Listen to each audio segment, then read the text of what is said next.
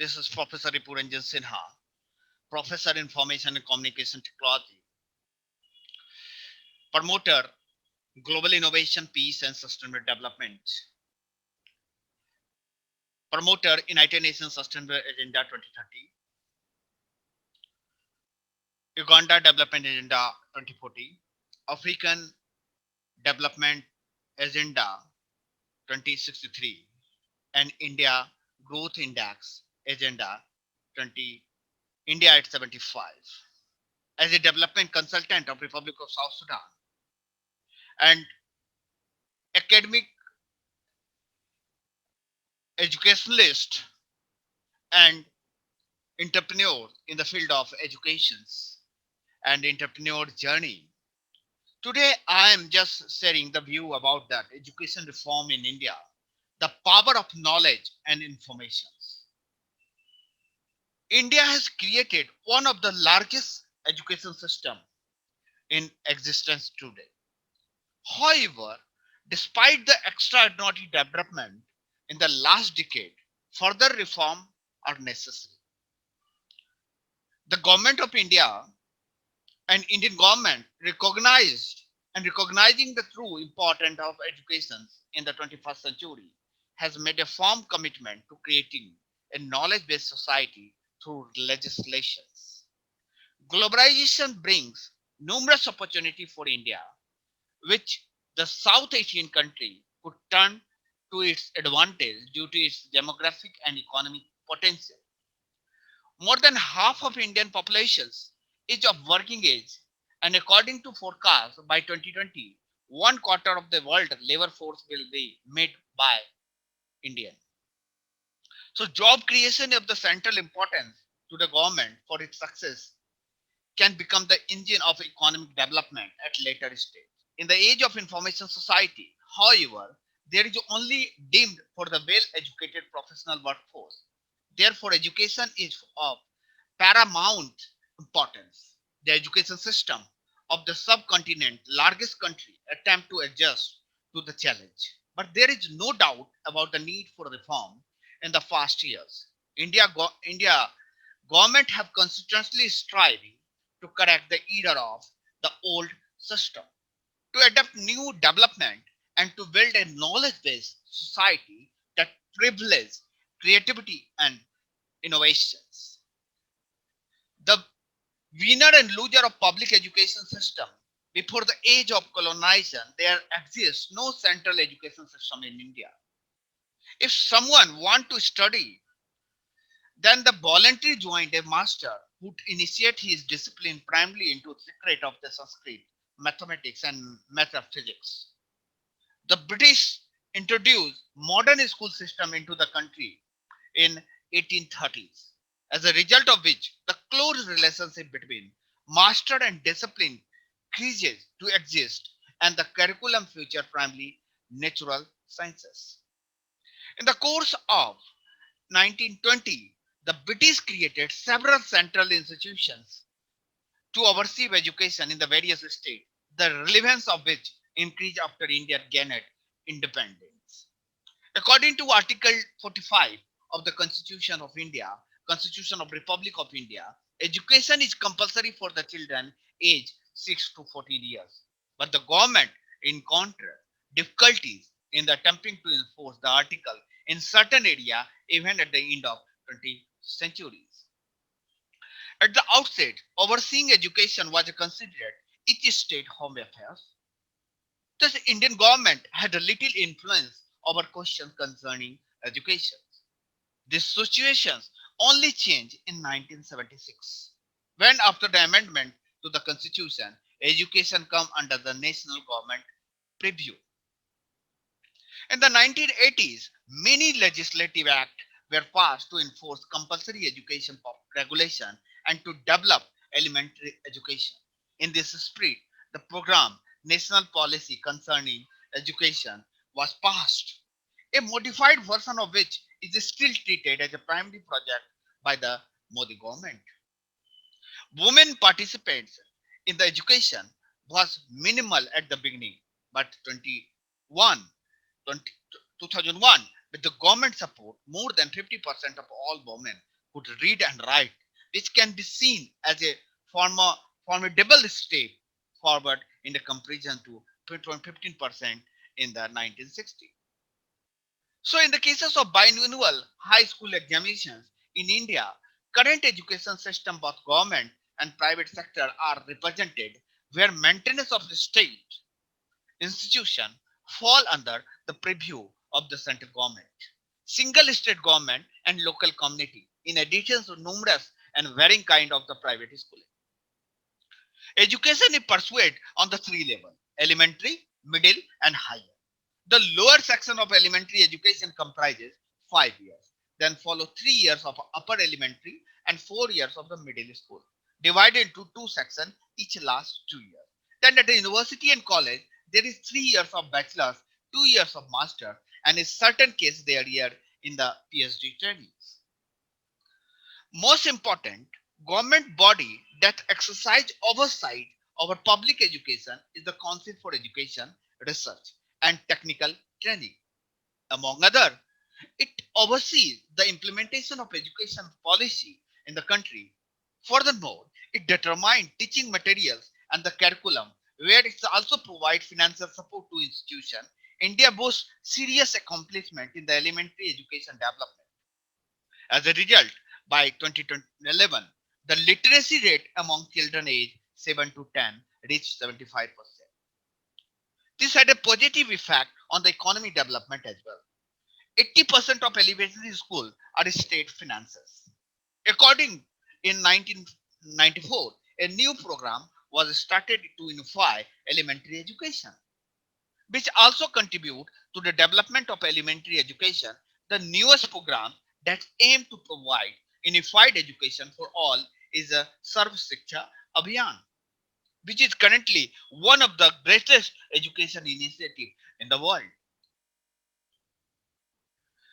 As the characteristics features of Indian high school education is that student must pass examination after finishing each 2 years section. In order to participate in the exams, candidate must have reached a certain age in addition to high school. With the government incentive, a significant portion of the middle institutions today also offer technical training to pupils in order to foster their eventual later placement on the labor force market. Disadvantaged children enjoy several privileges in this area. The Kendra Vidyalaya programs was initiated created for children for the public servant. Later, however, it became a network of state schools engaging in unified education activity. Today, high school education in India places a strong emphasis on the scientific and technical knowledge, but also on the cultivating traditional arts. As a result, yoga is an integral part of the curriculum.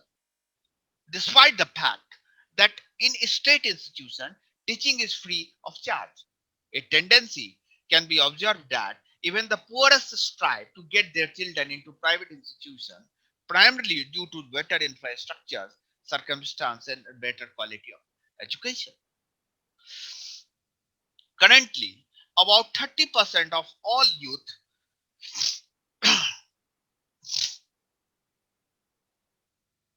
Currently, about 30% of all youth study in a private institution. Some of these institutions are intended, expensive, and exclusive boarding schools, where others follow a special method. For instance, Montessori schools. But there is also a true international education center among them. So, the world's largest higher education center, India higher education system, following the United States and China, is the third largest in the world. Owing to the reform and increasing investment, it is continuously growing. Between 2001 to 2011, nearly 20,000 colleges were founded. The number of those pursuing higher education increased by 8,000 people. As a principal, the generation age 18 to 24 years is considered to be a student of the higher education. Currently, there are 750 university and 34,000 colleges in the country. According to some opinion, India might become one of the world's largest higher education center, which is counting of ever more on the participation of foreign students in the system, primarily owning it to distance education. Currently, the Indira Gandhi National Open University is the world's largest educational institution with nearly 3.5 million students. The most important coordinating body in higher education is the University Fellowship Committee. It is subordinate of the Ministry for the Development of Human Resource, which has the right of accreditation and thereby exercise de facto oversight over autonomous institutions. India's education policy privileges modern scientific and engineering training too. Therefore, primary universities and colleges specialized in this subject have gained greater prestige over the years. Especially Mumbai University and Jawaharlal Nehru University, Delhi, have gained global recognition for their world-class programs.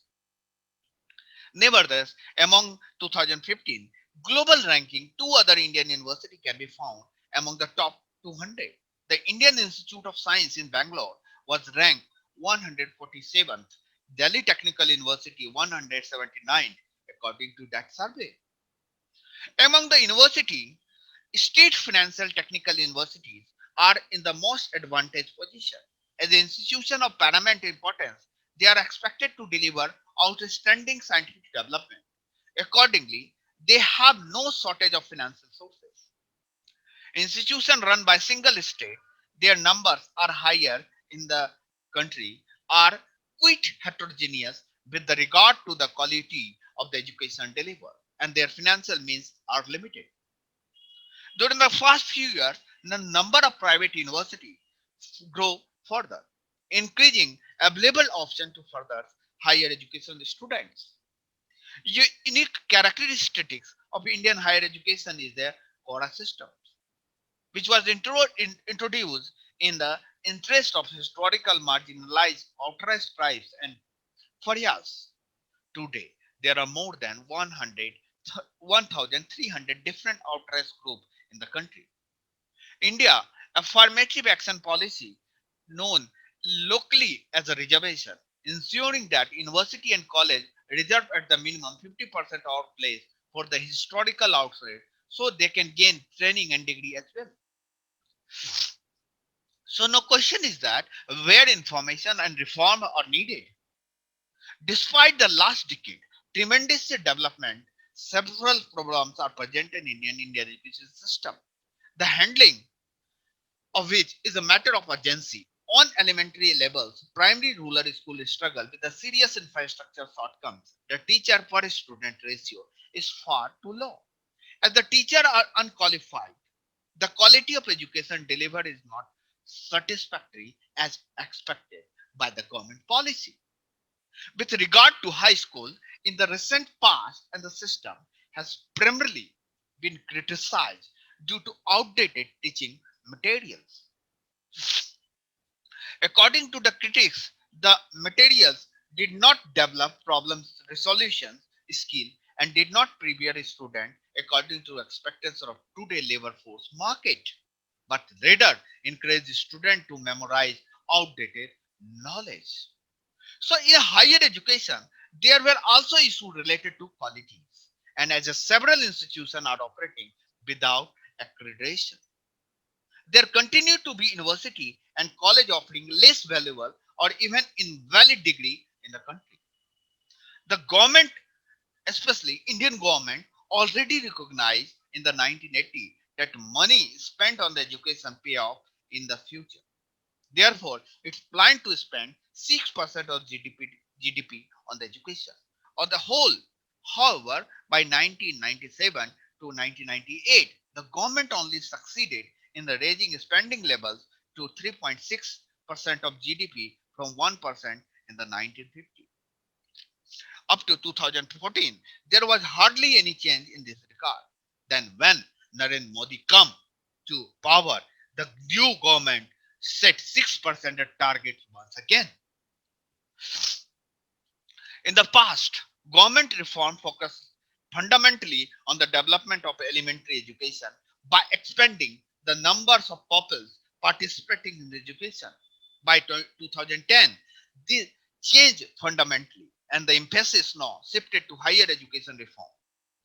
According to the survey, higher education students studying abroad between 2000 and 2009 increased by 256%, which make the difference in quality between Indian and foreign institutions palpable. Moreover, as a part of brain drain, only slightly more than 5% of them return back or seek employment in India. So this is a very alarming situation between 2000 to 2009, that is 256%. Reacting to the shortcoming described in 2030, India's President Pranab Mukherjee named accessibility, affordability, and quality as a prime concern and component of success in the course of education reform. In the case of Manmohan Singh government, drafted the 12th strategic plan, which in addition to supporting engineering training and research, was to emphasize infrastructure development, modifying teaching materials, and distance education. It is not unimportant that under the tenure of the Singh government, technical training received priority with the purpose that by 2022, India may have its disposal as a trained level force numbering nearly 500 million. So, in the case of Modi government assistance, following the election victory of the Narendra Modi and the Bharatiya Janata Party in May 2024, sorry, in May 2014, education reform revived a new momentum. Modi recognized correctly that the state investment aimed to develop human capital simultaneously contribute to economic growth. Currently, India has 7% economic growth and it is counted among the world's fastest developing countries. Unemployment, however, remains a serious issue. Owing to demographic explosions, by 2024, nearly 120 million young people, the majority of whom are untrained farmers, will appear on the labor market, while demand will largely only increase for the professionally trained labor force, in particularly from the foreign company that arrive in even greater number in the country. In addition, the university graduate about 2.5 million students annually, including 25,000 medicals and 3,50,000 engineers, however, owing partially to the shortcoming of the education system. Nearly 5 million university graduates remain unemployed, while in certain sector, in the lack of trained labor force has become permanent. From the outset, the Prime Minister saw off himself as a supporter of the innovation, creativity, and lifelong learning, and is also a steadfast supporter of internet-related technology development. Loud in the area of reform, the state is counting on the supports of other domestic and foreign sectors. With regard to education, it continues to insist that forceful centralization. And I am very surprised. I'm going to share that at India, one of the biggest organization, one of the biggest like-minded people organization, Innovation Society and Council for Sustainable Peace and Development is working too hard for the establishment of scientific campus in line with the Prime Minister Narendra Modi as a supporter of innovation, creativity, and lifelong learning is working too hard. With regard of education, it continued to insist on forceful centralization. In this spirit, the government expanded the preview of the University Policy Committee and strengthened the oversight function over the higher education. We may consider a great success that 2040 India joined the Washington Convention as a 16 member state. Thus, students studying in the Indian Engineering Training Institution accredited by National Accreditation Council may further pursue their study in the institution of other member state without having to pass any further entrance examination. According to intention of the government and in relation to the Modi programs, supporting foreign investment, Make in India, Stand Up India, a bill on the legal status of the foreign supplier will enable renowned foreign university to establish branch in India to further aid rising the prestigious and quality of higher education.